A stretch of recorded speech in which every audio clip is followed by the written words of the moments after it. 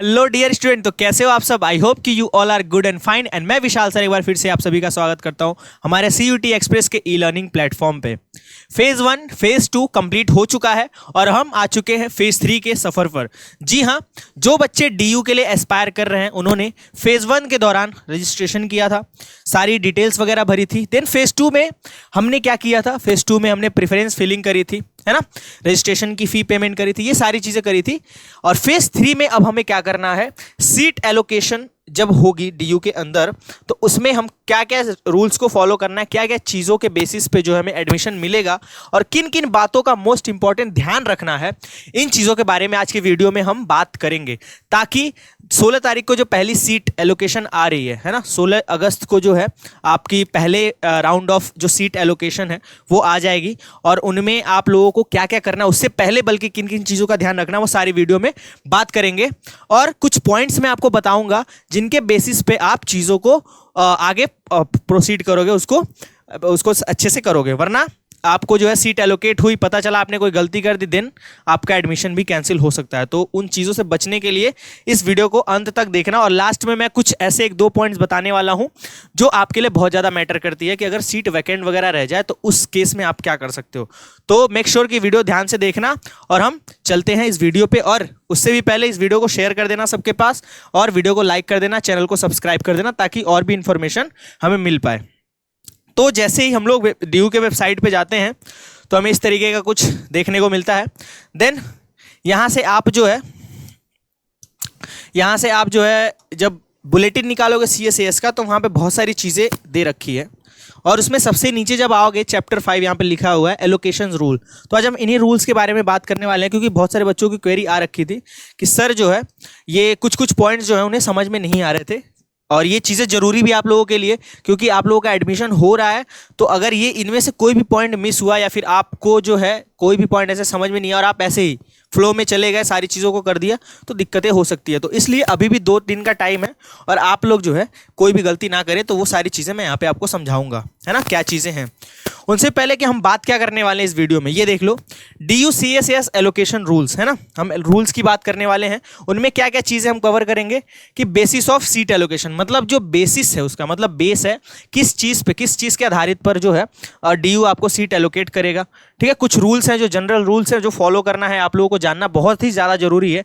Then category allocation system. अब देखो बहुत सारे बच्चे ये भी पूछ रहे थे कि सर कैटेगरी के बेसिस पे किस तरीके का सीट एलोकेशन है या फिर उसमें वो अनरिजर्व से किस तरीके से अलग है। तो ये सारी चीज़ें डिस्कस करेंगे।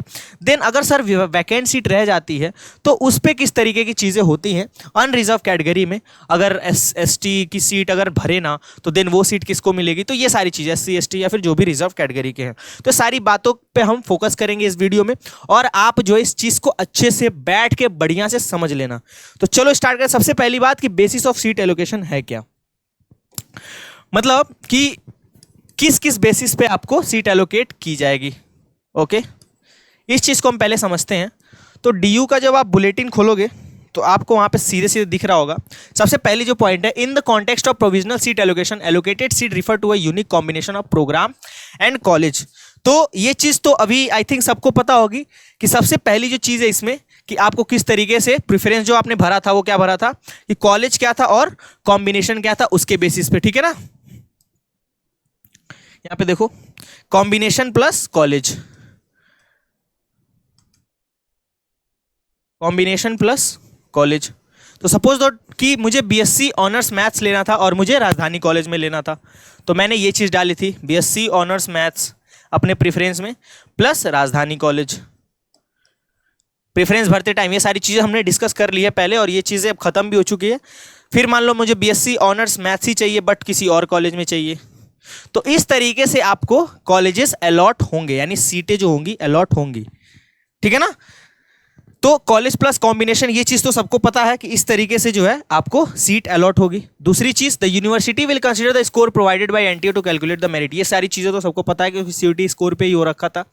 The highest possible preference will be provisionally allocated to candidate considering the following criteria. अच्छा, जो आपकी हाईएस्ट प्रेफरेंस होगी, सबसे पहली चीज जो आपको, दूसरी चीज जो जानने वाली है कि आपकी जो सबसे हाईएस्ट प्रेफरेंस मतलब सबसे जो ऊपर आपने प्रेफरेंस में डाली होगी उसको जो है वो आपको सीट एलोकेशन में वो सबसे ज्यादा प्रायोरिटाइज की जाएगी, उसको प्रायोरिटी दी जाएगी, प्रायोरिटी। ठीक है। अच्छा, इसको कैसे हम समझ सकते हैं? जैसे मान लो मैंने पहले प्रेफरेंस में, समझ लो मैंने पहले प्रेफरेंस पे ये रखा था बीएससी ऑनर्स मैथ्स राजधानी कॉलेज, ठीक है ना। देन सेकंड पे रखा था BSc honours maths Shivaji college. तो आपका सीयूटी स्कोर क्या है? सीयूटी स्कोर के बेसिस पे आप जो है किस चीज के लिए एलिजिबल हो। मान लो आपको जो है राजधानी कॉलेज में सीट नहीं मिली, है ना, राजधानी कॉलेज में सीट नहीं मिली, यानी आपने सबसे पहले तो ये रखा था, बट आपको इसमें नहीं मिली, तो जो सेकंड टॉप है ना, मतलब उसके बाद जो सबसे सेकंड बेस्ट है वो आपको अलॉट किया जाएगा। मान लो इसमें भी नहीं मिला तो आपको तीसरा अलॉट किया जाएगा, चौथा अलॉट किया जाएगा। इसीलिए हम जब कॉलेज प्रेफरेंस लिस्ट बनाते थे तो उसमें क्या रखते थे? सबसे टॉप के कॉलेजेस और अपने जो प्रीफर्ड कोर्सेज होते थे उसको सबसे पहले रखते थे। ऐसा नहीं कि किसी कोई भी जंबल करके किसी को भी कोई भी कॉलेज डाल दिया, तो हम पहले नॉर्थ रखते थे, फिर साउथ रखते थे, फिर ऑफ रखते थे, इस तरीके से रखते थे, ठीक है ना, ताकि हमें जो है बेस्ट टू बेस्ट मिले, है ना। बेस्ट ना मिले तो बेटर मिल जाए, बेटर ना मिले तो डिसेंट या गुड मिल जाए। तो इस तरीके से यानी हाईएस्ट प्रेफरेंस जो आपके एलिजिबिलिटी के हिसाब से, आपके स्कोर के हिसाब से रहेगी, रैंक के हिसाब से होगी, उस हिसाब से आपको दी जाएगी। अच्छा, इसमें भी क्या क्या कंसीडर किया जाएगा? तो पहली चीज जो कंसीडर की जाएगी वो क्या है? प्रोग्राम स्पेसिफिक मेरिट, है ना, कि आपका जो आपने जो प्रोग्राम चूज किया है उसमें आपकी क्या मेरिट बन रही है। आप जो है बीएससी ऑनर्स मैथमेटिक्स के लिए जो है, मतलब सबसे पहली बात कि एलिजिबल हो कि नहीं, दूसरी चीज कि प्रोग्राम स्पेसिफिक मेरिट यानी बीएससी ऑनर्स मैथमेटिक्स में आपका जो सीयूटी स्कोर आया उसके हिसाब से आप मेरिट में बैठ रहे हो कि नहीं बैठ रहे हो, है ना, वो चीज आपको सबसे पहली चीज। दूसरी चीज क्या? कैटेगरी। दूसरे नंबर पे क्या देखा जाएगा? कैटेगरी देखा जाएगा, जी हाँ, है ना। आपका सीयूटी स्कोर सबसे पहले नंबर पे, यानी मेरिट लिस्ट में आप आ रहे हो कि नहीं आ रहे हो। देन सेकंड चीज जो है कैटेगरी, आप जो किस कैटेगरी से हो, अनरिजर्व में भरा है या फिर ओबीसी में, या फिर जो है OBC NCL SC ST EWS में किस में भरा है, उसको कंसीडर किया जाएगा सेकंड नंबर पे। तीसरी चीज जो अवेलेबिलिटी, जाहिर सी बात है, ठीक है ना, कि सीट की अवेलेबिलिटी है कि नहीं है। अगर सीट ही नहीं होगा तो आप किसी भी कैटेगरी से हो, मान लो अगर बीएससी ऑनर्स मैथमेटिक्स में जो है 100 सीटें हैं, ठीक है ना, किसी पर्टिकुलर कॉलेज में, या मान लो किसी भी उसमें, ठीक है ना, तो अगर 100 सीटें हैं तो 100 बच्चे जो भर लेंगे इनके बेसिस पे, है ना। कैटेगरी देख लो, है ना, प्रोग्राम स्पेसिफिक मेरिट देख लो, तो उस स्कोर के हिसाब से आपका 100 सीट भर गया। अब आपका जो है आपने भरा तो है बट 101वें नंबर पे आप आ रहे हो, तो सीट जब अवेलेबल ही नहीं है तो आपको कहां से मिलेगा, ठीक है ना। तो एलिजिबिलिटी पे फिर है ये। उसके बाद दूसरी चीज क्या है? तीसरी चीज, any other allocation rules policies और criteria is mention in this document. तो एलिजिबिलिटी ऑफ सीट के बाद कोई भी ऐसी चीज जिसको रिगार्ड किया जाएगा, जिसको रिस्पेक्ट में लिया जाएगा, जिसको जो है रेफरेंस में लिया जाएगा, वो सारी चीज, है ना, कंसीडर की। तो इन तीनों के अलावा भी अगर कोई चीज मायने रखती है, यानी समझ लो कि कोई कॉलेज जो है अपना कुछ लगा रहा है वहां पे कि सर ये भी एक क्राइटेरिया है और मैं जो है इसके बेसिस पे लूंगा, है ना। जैसे मान लो कि सेंट स्टीफन्स कॉलेज है, तो उसमें क्या है 50% सीट रिजर्व होती है पहले से ही माइनॉरिटी के लिए, तो वो कंसीडर करेगा ही करेगा। तो वो सारी चीजें जो है डी में आ जाएंगी, डी पॉइंट में आ जाएंगी, चौथे पॉइंट में, कि आपको किस तरीके से जो है वो रूल्स लगा सकता है एडमिशन के लिए। ओके, चलो आगे बात करें तो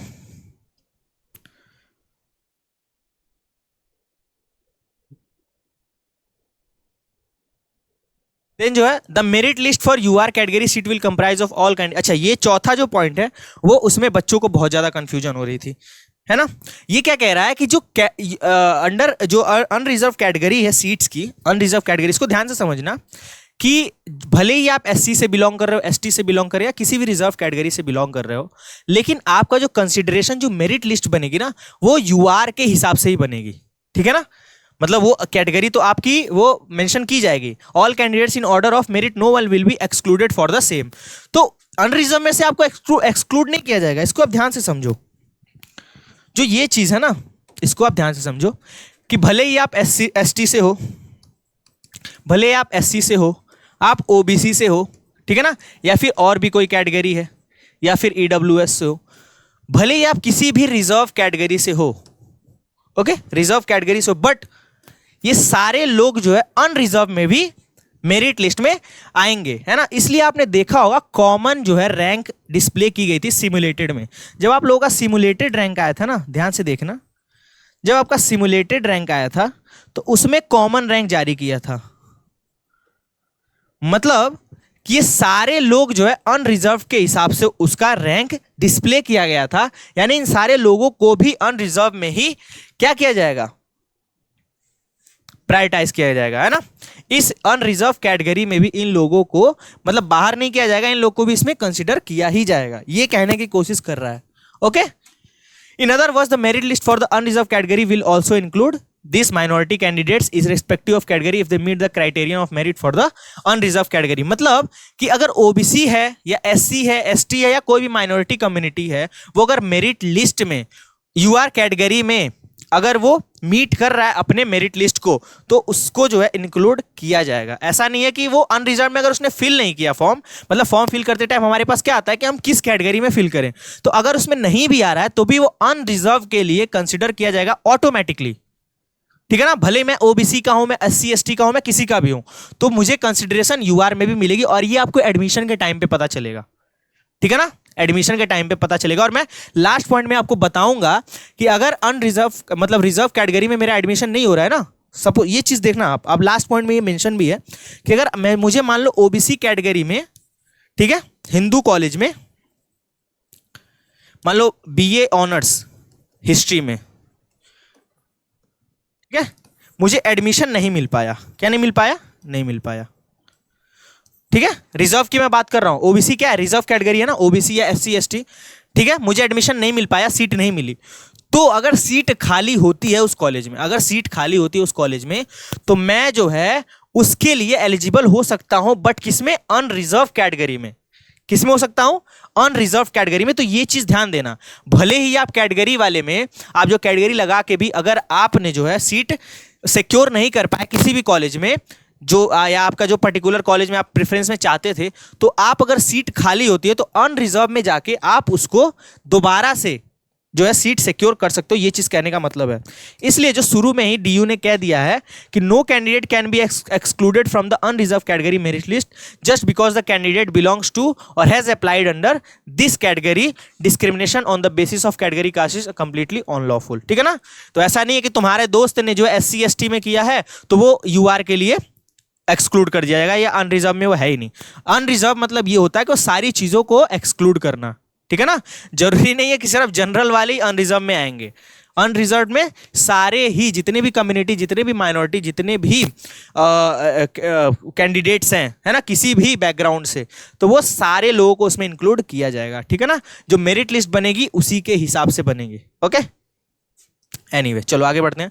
if candidate belonging to ST SC OBC NCL PWD single girl child etcetera document issued by the respective issuing authority, ठीक है ना, do not have a valid certificate. ये चीज पे ध्यान रखना कि अगर आप बिलोंग कर रहे हो, ठीक है, ये जनरल रूल्स में मैं आपकी बात कर रहा हूं कि अगर आप जो है किसी भी कैटेगरी से बिलोंग करते हो,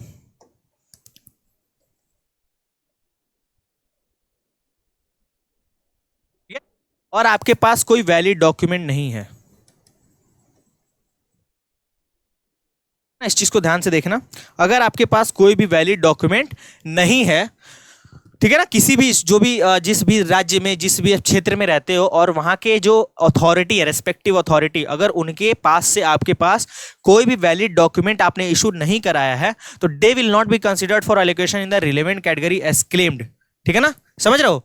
भले ही आप सिंगल गर्ल चाइल्ड हो, पीडब्ल्यूडी से हो, या फिर आप एससी एसटी से हो, ओबीसी से हो, ईडब्ल्यूएस से हो, अगर आपके पास वैलिड डॉक्यूमेंट नहीं है और आप चाहते हो, क्योंकि देखो बहुत सारे बच्चे इसमें कंफ्यूज हो रहे थे और पूछ भी रहे थे कि सर मेरा क्या है ना कि मैं तो ओबीसी से बिलोंग करता हूं या ईडब्ल्यूएस से बिलोंग करता हूं, बट मेरे पास नो डॉक्यूमेंट है, ठीक है, मतलब मेरे पास कोई डॉक्यूमेंट ही नहीं है, तो सर क्या मैं कंसीडर कर सकता हूं या बाद में लगा सकता हूं। ऐसा कुछ नहीं है, अगर आप लास्ट में लेके जाओगे या फिर अगर आपके पास नहीं भी है डॉक्यूमेंट, तो आप जो है इसके अंदर जो है कंसिडर नहीं किए जाओगे। आप किस में चले जाओगे, डायरेक्ट अनरिजर्व में चले जाओगे। किस में चले जाओगे, अनरिजर्व में चले जाओगे, ठीक है ना।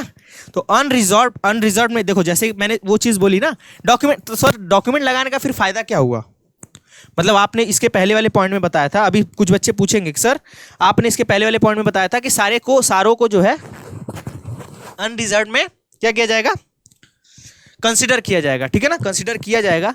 तो अनरिजर्व में भी उनको प्रायोरिटी दी जाएगी जिसमें कैटेगरी वाइज उनकी रैंक अच्छी आई होगी, है ना। सीटी स्कोर तो ठीक है, उसके बेसिस पे तो मेरिट लिस्ट बनेगी ही बनेगी, ठीक है, बट उनको कंसिडरेशन ज़्यादा मिलेगी कैटेगरी वालों को, ठीक है ना। लाइक मान लो कश्मीरी माइग्रेंट हो या फिर किसी माइनॉरिटी से आ रहे हो तो उनको प्रेफरेंसेस ज़्यादा मिलेंगी, है ना। अनरिजर्व में भी ज़्यादा मिलेंगी, ठीक है। तो वो रैंक उसी हिसाब से डिसाइड होगी, अनरिजर्व के हिसाब से, बट उनको कंसिडरेशन ज़्यादा दिया जाएगा, ठीक है ना।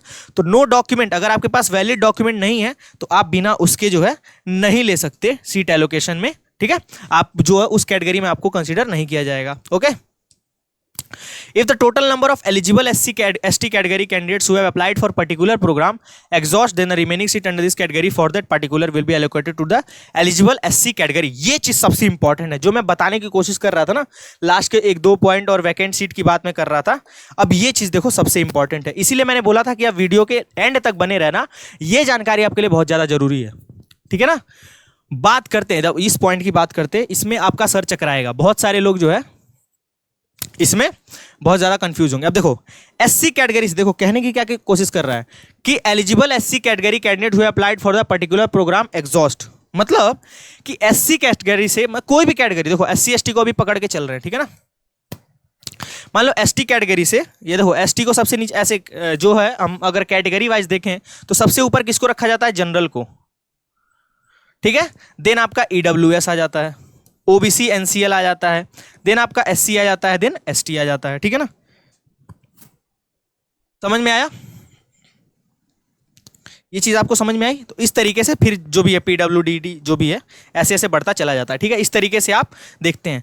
अगर एससी एसटी के लिए जो सीट रिजर्व्ड है, ठीक है ना, एसटी एससी के लिए जो सीट रिजर्व्ड है उसमें जो है, अगर पहले तो हम लोग एसटी से भरना स्टार्ट करते हैं, सबसे लोएस्ट वाले को कंसिडरेशन ज्यादा मिलेगी, है ना। जिसकी कैटेगरी सबसे लोएस्ट मानी जाती है उसको पहले कंसिडर किया जाएगा।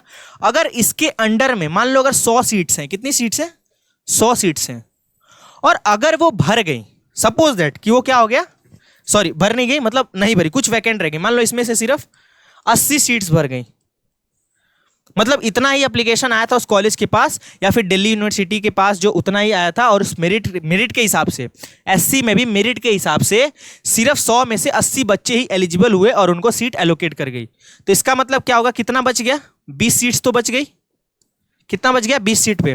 तो सर अब इस 20 सीट का क्या होगा, यानी जो 20 सीट्स रिमेनिंग है जो बच गई हैं उनका क्या होगा, उनका ये होगा कि उससे ऊपर वाला यानी एससी वाले, इनको कंसीडर किया जाएगा।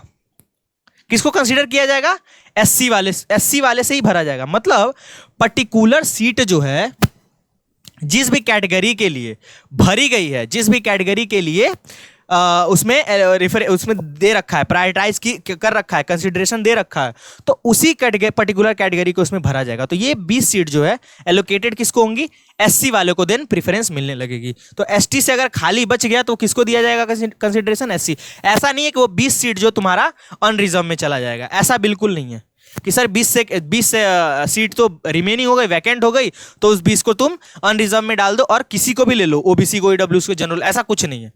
एसटी के बाद जो कंसिडरेशन दिया जाएगा वो किसको दिया जाएगा, एससी को दिया जाएगा।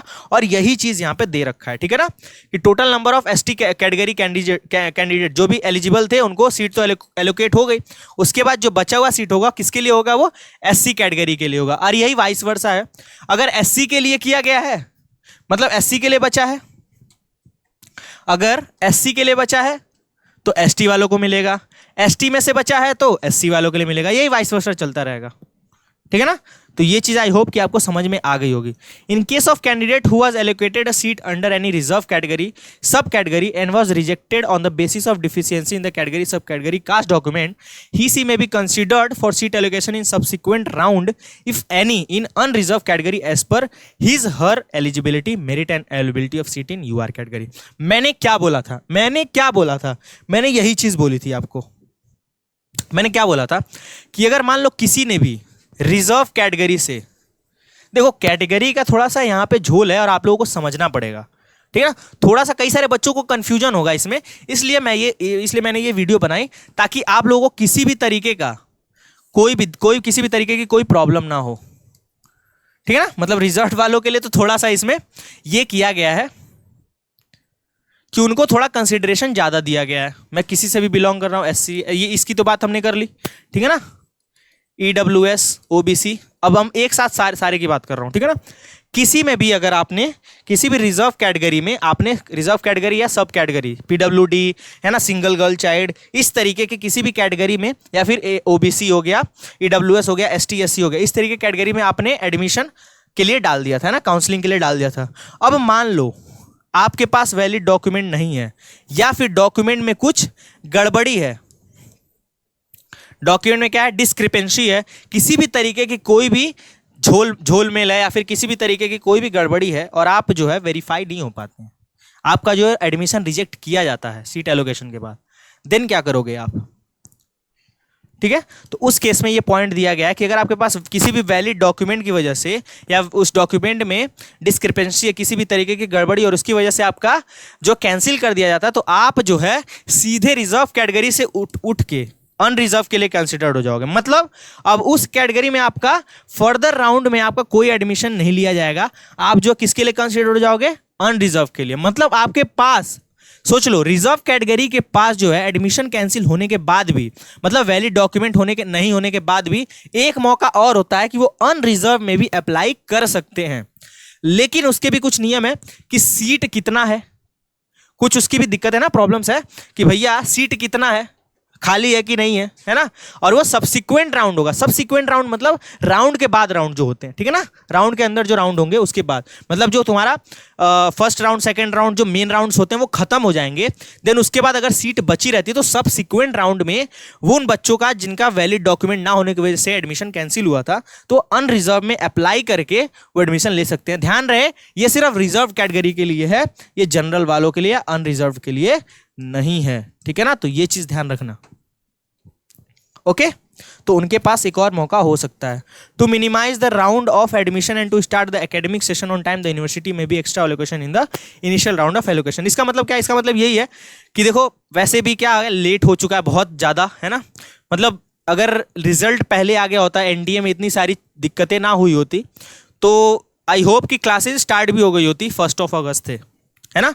मतलब आपकी क्लासेज जो है बहुत जल्दी स्टार्ट हो जाती है और चीज़ें स्मूथली चलती, बट इन सारी दिक्कतों की वजह से ये लेट स्टार्ट हो गया। तो इसमें क्या कह रहा है कि क्लासेस को जल्दी, ये चूंकि ये बुलेटिन बहुत पहले बनाया गया था, तो उसमें ये नहीं था कि आपका जो है रिजल्ट इतना डिले होगा या इस तरीके की चीज़ें होंगी।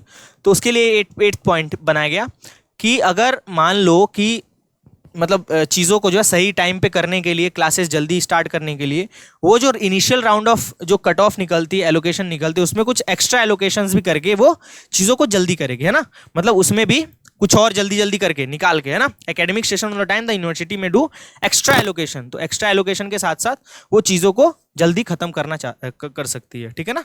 तो ऐसा नहीं है कि जो चीज़ जिस तरीके से डिफाइंड है उसी तरीके से होंगी, मतलब शेड्यूल के हिसाब से तो होंगी, बट अगर चीज़ें ज़्यादा डिले हो रही हैं तो वो कुछ एक्स्ट्रा एलोकेशन करके उन चीज़ों को खत्म करेगी जल्दी, ठीक है ना।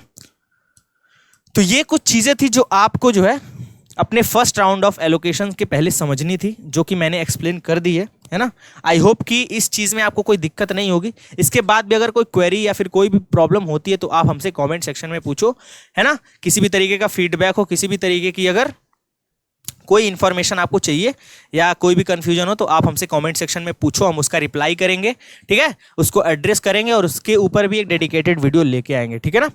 और इस वीडियो को लोगों तक शेयर कर दो, क्योंकि अभी देखो आज 14 तारीख है, कल 15 दिन 16 को आपको पहली एलोकेशन जो है आ रही है। 16 तारीख को आपको पहली सीट एलोकेशन का जो राउंड है वो आ जाएगा और आप जो है उसमें एडमिशन लेंगे, ठीक है ना। तो उससे पहले ये सारी जानकारी आप बढ़िया से रख लो ताकि आपको कोई दिक्कत ना हो इसके बाद जानने में, या किस तरीके से हमें आगे के प्रोसेस को फॉलो करना है। और इसके बाद जो है अगली इन्फॉर्मेटिव वीडियो जल्दी ही आएगी। इसके लिए आप जो है चैनल को सब्सक्राइब करके रखो और इस वीडियो को लाइक कर दो। मिलते हैं अगले वीडियो में। Thank you, tata, bye bye.